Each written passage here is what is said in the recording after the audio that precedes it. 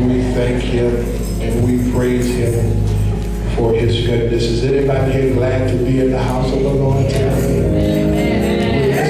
We're missing some folk today, but we're here in the presence of the Lord in the sanctuary to give God some glory, to give him some honor, and to give him some praise. Oh, what a glorious week it has been.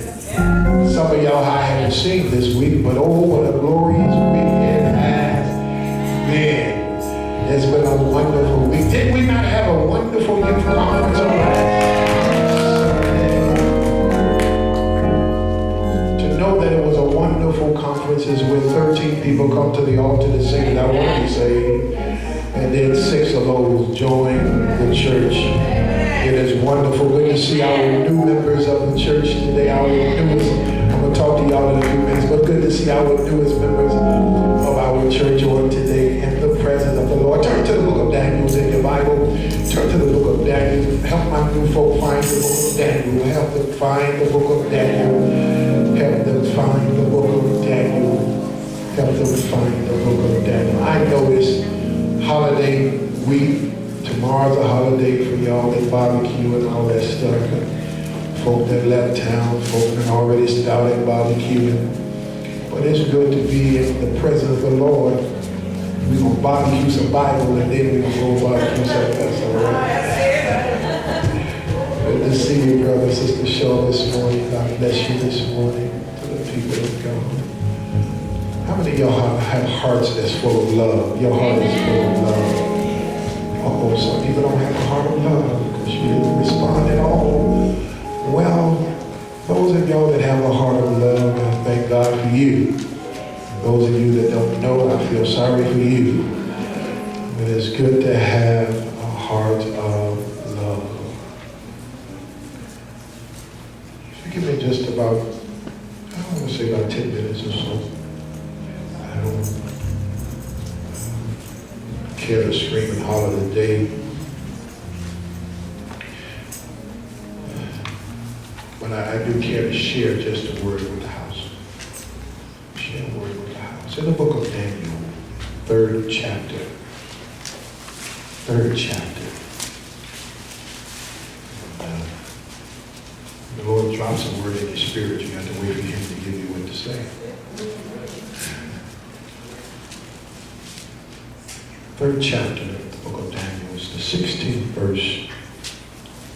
16th verse reads, Shadrach, Meshach, and Abednego answered and said to the king, O Nebuchadnezzar, we are not careful to answer thee in this manner.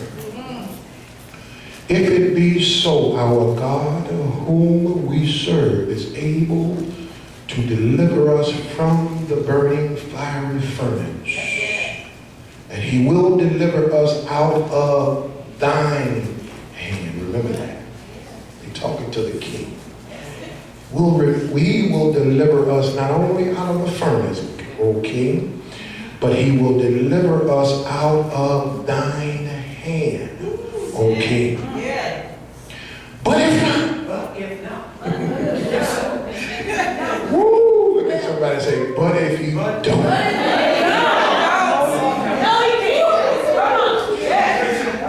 Be it known unto thee, O king, that we will not serve thy gods, nor worship the golden image which thou hast set up. Set it up, set it up.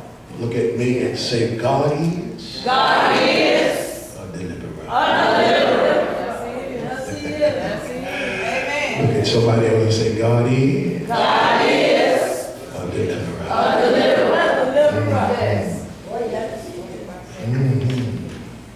It's difficult.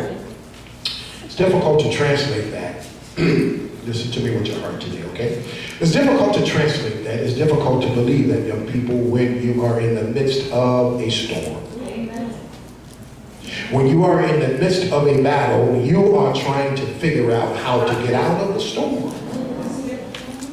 You're trying to figure out yourself how to get out of the battle that you are in.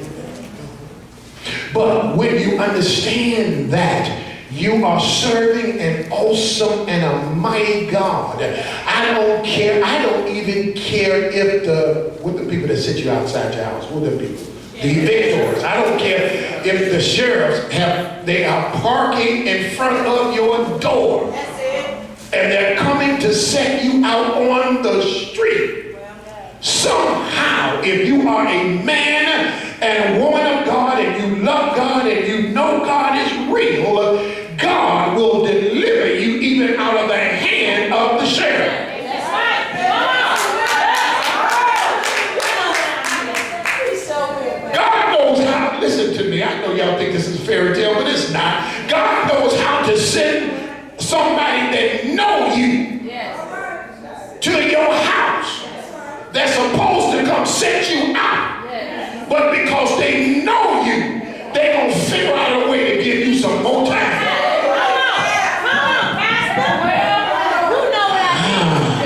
I didn't know I was going here, but there was a young lady that talked to me.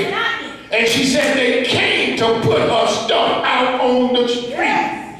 But when the sheriff got there and saw her, not only herself, but saw her children, came in and saw how nice and immaculate her house was, and she began to tell them the story of how she got in the condition that she was in and how she's been trying to get some help so somebody can deliver her or help out of her circumstances. But to that date, she could not get the help that she needed. She didn't know that God sent some help her way. And the evictor turned around and helped the lady that he was supposed to be evicted. Let me tell you something. I know it might be tough and it might be rough, but God knows how to help you even if you're in the mess. Oh my God, the Holy Ghost. Even if you're in the mess of a fiery furnace, God knows how to bring you out. Woo! Somebody ought to say, I know He will. Today is a day of adversity. Today is a day of calamity. Today is a day where many of us are in the midst of something. You're coming, I think I was talking to you yesterday or somebody yesterday. You coming to me for help, not knowing that I need your help. You're going to your brother and sister for help, and they're not telling you their trouble, not knowing that they need your help. I said that because everybody needs somebody's help. But thanks be unto God, who is always there to help the people of God do what needs to be done. So I tell you today, let me tell you today, you can have testimonies that I just gave you, that young lady. You can have testimonies of your own, of healing, deliverance. And you can have testimonies where God has brought you out. If you are on the Lord's side. It's hard to have a testimony of deliverance when you're not on the side.